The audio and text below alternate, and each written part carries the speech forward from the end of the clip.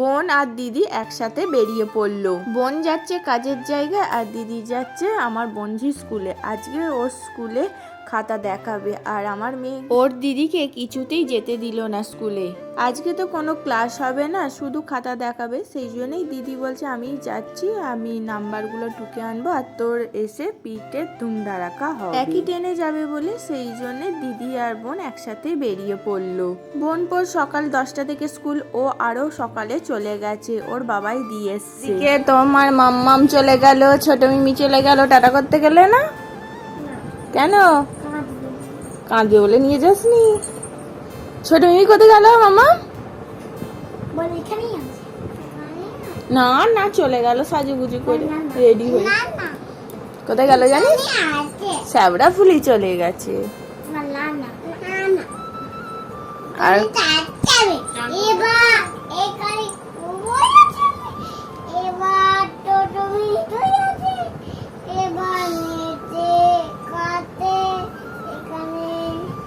মামনি মামনি দিদি স্কুল যাবে তা? কেন কেন স্কুল যাবি না কেন? খাতা দেখাবে তো যেতেই হবে। শুধু গার্জেন গেলে হবে? তোকেও যেতে হবে। চ আমি যাবো, নিয়ে যাবো।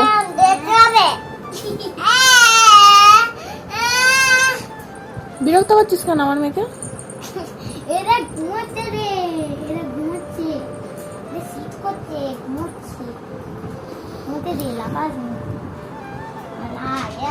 গরমে শীত করছে, গরম রেখেছি প্রচুর।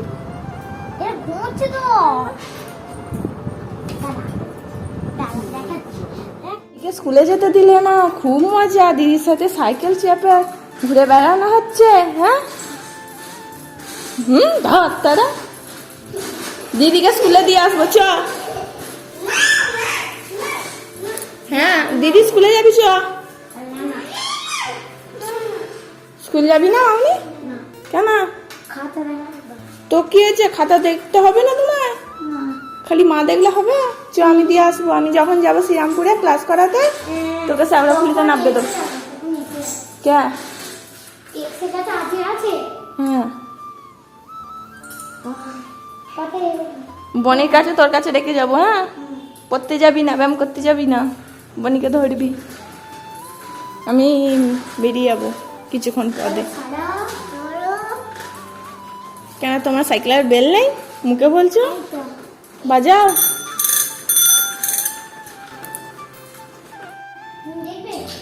এই তোরা এখানে কি করছিস?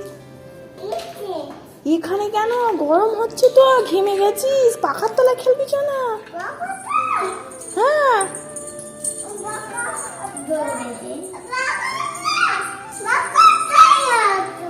পাখার তলায় এসো। এতক্ষণ পর মনে পড়লো তোমার গরম হচ্ছে আমি বলার পর? পলিথিনে ঢোকা। এখানে রোদ্দুরে, এত রোদ্দুর, আমি কি করে ক্লাস করাতে যাবো সেইটাই ভাবছি। আর শ্রীরামপুরে গেলেই দেখবো বৃষ্টি পড়ছে, জানিস? শ্রীরামপুর গেলেই খালি বৃষ্টি শুরু হয়ে যায়।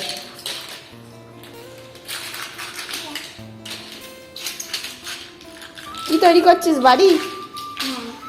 ঠিক আছে, আমি যেন ঢুকতে পারি, আমার সবার ঘর চাই, তৈরি করবি।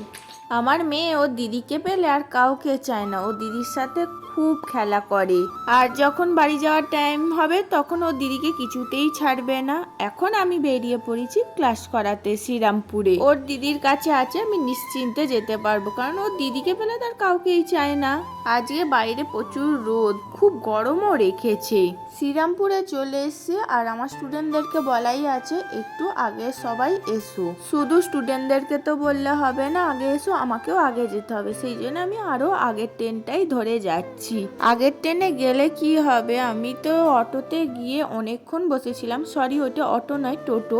টোটোর মধ্যে তো অনেকক্ষণ বসেছিলাম। প্যাসেঞ্জার না হলে, ফুল না হলে ওখানে নাকি ছাড়বে না। শুধু এখানে শ্রীরামপুর বলে নয়, আমাদের ওখানেও হয়, গাড়ি ভর্তি হলে তারপর গাড়ি ছাড়ে। ওই টোটোর মধ্যে আমার এক স্টুডেন্টও ছিল। ও আর আমি তো খুব বিরক্ত হচ্ছিলাম। প্রায় আধ ঘন্টা হয়ে যাবে টোটোর মধ্যে বসে আছি। ফুল আর হচ্ছে না। তারপর দেখলাম আর একজন আমার স্টুডেন্ট আসছে। টোটোর মধ্যে 6 জন না হলেও 5 জন হতে। তারপর বললাম দাদা ছেড়ে দিন গাড়িটা, না হলে আমাদের বড্ড লেট হয়ে যাচ্ছে। তারপর গাড়িটা ছাড়লো। তারপর তো আমরা চলে এলাম। আর এই বাগানের দৃশ্যটা এত ভালো লাগে, যতবারই আমি ঢুকি ততবারই আমি ভিডিও করতে করতেই ঢুকি। কি সুন্দর ফুল, কি সুন্দর ফলও আছে, তোমাদেরকে দেখাবো। কি সুন্দর ছোট্ট ছোট্ট এখানে জাম আছে, তারপর জামরুল গাছ তো ছিল, বেদানা, সবেদা, কত সুন্দর সুন্দর গাছ আছে এখানে। সত্যি এখানে ঢুকলে আমার এত মনটা ভালো হয়ে যায়। ওয়েদার যদি ভালো থাকে তো আরো সুন্দর লাগে। আজকেই কিন্তু ওদের লাস্ট ক্লাস, আর ওদের আছে কালকে এক্সাম। এই আজ আর কালকেই আসছি, আর কবে আসবো জানি না। এবার যখন আবার ক্লাস করানো হবে, স্টুডেন্ট হলে অবশ্যই আমার সাথে যোগাযোগ করবে বলেছে, তখন নয় আসা যাবে। চলো এসে তো গেছি, ভিতরে স্টুডেন্টরা কি করছে দেখা যাক। কালকে এক্সাম তো কেকের বেসটা সবাই দেখছি বেশিরভাগই রেডি করে রাখছে। আগের দিনে চিরকুটের মধ্যে দেওয়া ছিল কার কোনটা কেকের পড়েছে, তো সেই অনুযায়ী ওদের কেকের স্পঞ্জটা রেডি করে রাখছে। ওরা যেহেতু আগে এসছে, দেখছে ম্যাম আসেনি, সেই জন্য আরও তাড়াতাড়ি ওরা করে নিচ্ছে। আমি ওদেরকে বললাম এবার স্টপ রাখো, এবার চলো আমি তোমাদেরকে পিৎজার যে পুরটা সেটা দেখাবো। এই দেখো এখানে সবেদা গাছ, তারপর বেদানা গাছ, আর এখানে দেখো মোরগগুলো, ওরা কি সুন্দর খেলা করে বেড়াচ্ছে। এখানে শুধু মোরগ নয়, দেখো এখানে কত রাজহাঁস আছে। রাজহাঁসগুলো খুব চেঁচাচ্ছিল, ওদের মনে হয় খুব খিদে পেয়েছিল, খাবার টাইমে পায়নি, খাবারের জায়গায় বড্ড ঘোরাফেরা করছিল। তারপর ওদেরকে বলছে হ্যাঁ খাবারের টাইম হয়ে গেছে, সেই জন্য ওরকম ডাক দিচ্ছে। আর ওখানে দেখো জলহস্তিগুলো কেমন জলের মধ্যে ভেসে আছে, ওদের গরম হচ্ছে সেই জন্য জলের মধ্যে ডুবে বসে আছে। এখানে স্টুডেন্টদেরকে বলে দেওয়া হচ্ছে কেমন ভাবে পেঁয়াজ, রসুন, আদা সব কুচি কুচি করতে হবে, সেইগুলো ওদেরকে বলে দেওয়া হচ্ছে। এখানে প্রত্যেককে স্টুডেন্টরা দেখছি খুব আগ্রহ, কোনটা কাজ খালি বলার অপেক্ষা, ওরা সঙ্গে সঙ্গে সব কাজ করে দিচ্ছে। দেখো এই জাম গাছটার কথাই বলছিলাম, কত জাম হয়েছে তাই না। আমার স্টুডেন্ট তো দেখলাম এক মুঠো আমার জন্য জাম নিয়ে এসে বলছে ম্যাম আইনিন খান। সত্যি এই ছোট ছোট জাম হলে কি হবে, যেগুলো পেকেছে খুব মিষ্টি লাগছিল। আজকে হচ্ছে পিৎজা পার্টি। দেখো এখানে পিৎজা করব বলে তার পুরগুলো সব প্রত্যেকটা কি সুন্দর কাটিং করে রেখে দিয়েছে। এইগুলো কিন্তু আমার স্টুডেন্টরাই করেছে, আমি কিচ্ছু করিনি। এখানে দেখো সবাই মিলে একসাথে কাজ করছে বলে ওরা বলছে আজকে যেন পিকনিক হচ্ছে, শেষ দিন ক্লাস বলে। ভেবেছিলাম চিকেন পিৎজা আর পনির পিৎজা করব, কিন্তু পনির নিয়ে আসা হয়নি বলে পনির পিৎজা আর করা হয়নি, চিকেন পিৎজাই করে দিয়েছি। পনির পিৎজা কিভাবে হবে তার পদ্ধতিটা শুধু বলে দেওয়া হয়েছে। দেখো এখানে আমার পুর করা একদম রেডি, এবার আমি ডোটা বানাবো। ডো রেডি হয়ে গেল, এবার আমাকে বেলে নিতে হবে। আমার বাড়িতে অনেক দিনই হলো পিৎজা প্যাটিস এই ক্লাসগুলো বন্ধ আছে, তোমরা যদি করতে চাও তাহলে জানিও কমেন্ট বক্সে, অবশ্যই আমি আর একটা ডেট ফাইনাল করব। আমাদের বাড়িতেই অনেক দিন পিৎজা হয়নি, মনে হচ্ছিল একদিন পিৎজা করি, কিন্তু ওই ইস্টটাই না নষ্ট হয়ে গিয়েছিল বর্ষার ওয়েদারের জন্য।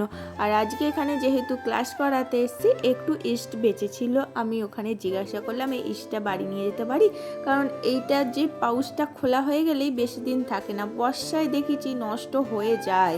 ওইখান থেকে তো ইস্ট নিয়ে এসছি, এবার দেখা যাক কবে আমি পিৎজাটা করে খেতে পারি। পিৎজা তো আমাদের বাড়ির ফ্যামিলির খুব ভালোবাসে দেখেছি। স্টুডেন্ট ছিল তো মোট 14 জন, তো তাছাড়াও আমরা আছি, তারপর বাকি আদার্স মেম্বারও আছে, সেই জন্য সবাই বলল 4টে ডো করতে। আমি ছোট ছোট করে 4টে ডো করেছিলাম, আর ওরা তো সবাই প্র্যাকটিস করছিল, সেই জন্য অনেকটাই লেট হয়ে গিয়েছিল। একটা ডো করে আবার আর একটা ডো ঢুকিয়ে দিলাম, এই করে কিন্তু আমি 2টো পিৎজা করতে পেরেছি। আর 2টো ডো রেখে দেওয়া হয়েছে, নেক্সট দিন ওরা নিজেরাই স্টুডেন্টরা করবে বলেছে। দেখো ওরা তো প্র্যাকটিস করছিল, তারপরে আমি পিৎজা 2টো করেই আমার সন্ধ্যা হয়ে গেল আজকে বেরোতে। ভেবেছিলাম না হলে পিৎজা 4টে হয়ে গেলে টেবিল ভর্তি রেখে সবাই মিলে ফটো তুলবো, সেটা আর হলো না। সবার খুব তাড়া, কারণ পরের দিনই আছে ওদের এক্সাম, কিছু জিনিস কেনা হয়নি, সেইগুলো কিনতে হবে স্টুডেন্টরা, সেই জন্য আরও বেরিয়ে গেল। আর আমারও খুব তাড়া, কারণ আজকে আমার জন্য একটা পিঠে ব্যাগ কিনবো, সেই জন্য মার্কেটে ঘুরে তারপর আমাকে ট্রেন ধরে তো বাড়ি যেতে হবে। ট্রেন না হলে আবার সেই আধ ঘন্টার অন্তর অন্তর অনেকটাই রাত্রির হয়ে যাবে, সেই জন্যেই পিৎজাটা নিয়েই আমি বেরিয়ে পড়লাম খেতে খেতে। অনেক মার্কেট খুঁজে খুঁজে তারপর এই ব্যাগটা পেলাম, জানি না ব্যাগটা ঠকে গেলাম কি না। গিয়ে স্টেশনে পৌঁছাই, তারপর দেখছি ট্রেন ঢুকছে, ভালোই হলো, ঠিক টাইমেই আমি চলে এসেছি। এখান থেকে আবার সোজা চলে যাব দিদির বাড়িতে। দিদির বাড়িতে গেলেও কিন্তু ওখান থেকে মাকে নিয়ে সোজা বাড়ি ফিরতে হবে, মায়েদের বাড়িতেই ফিরবো। বোন ওখান থেকে সোজা বাড়ি চলে যাবে বলেছে, আর আমি এখানে এসেছি মাকে আর আমার মেয়েকে নিতে। দিদি কোথায় গেছিল? আঁকতে না পড়তে? আঁকতে। একে চলে এসছে। আর দাদা ভাই কয়? আর ছোট মিমি কয়?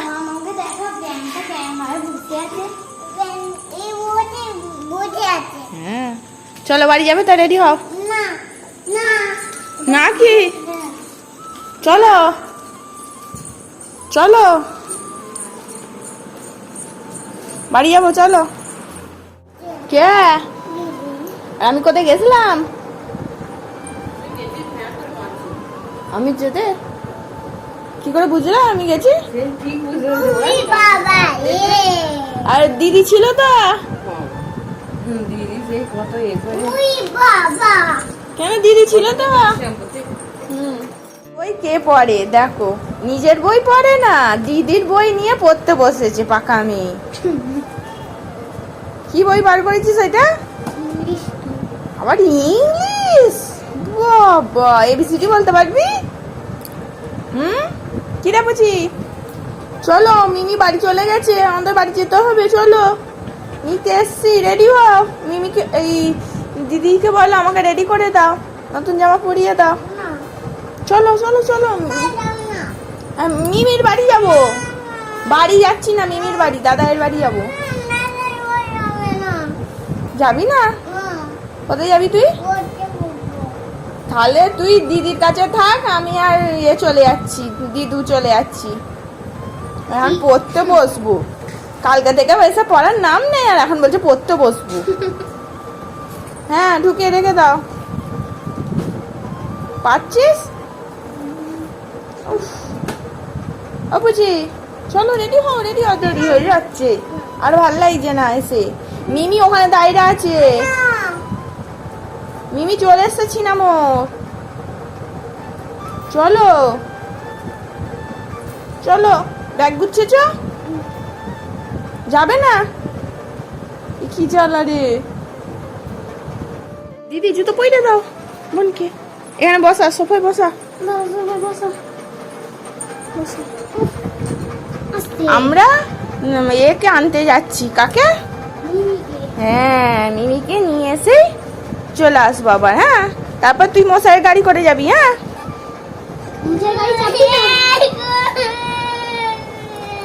আবার কান্না করে।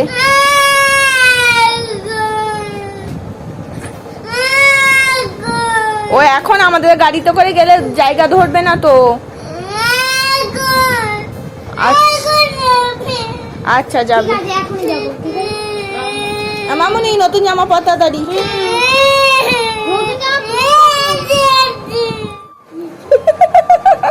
মানু আসছি, মামুনি আসছি, ভালো করে পড়াশোনা করবে, একদম ফাঁকিবাজ বোন তো। আসছি, বনিকে টাটা কর।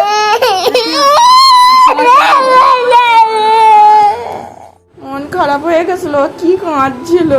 এই নাকের কি হলো মামা? ওইটা তো কানের। ও দিদি টিপ দিয়ে কানের পয়টা দিয়েছে। আর নাকের কয়? যা, দিদির জন্য মন কেমন করছিল তো। দিদি পড়াশোনা করে না, কি করবে, চলে আসতে হলো। মশাই কত করে থাকতে বলছে।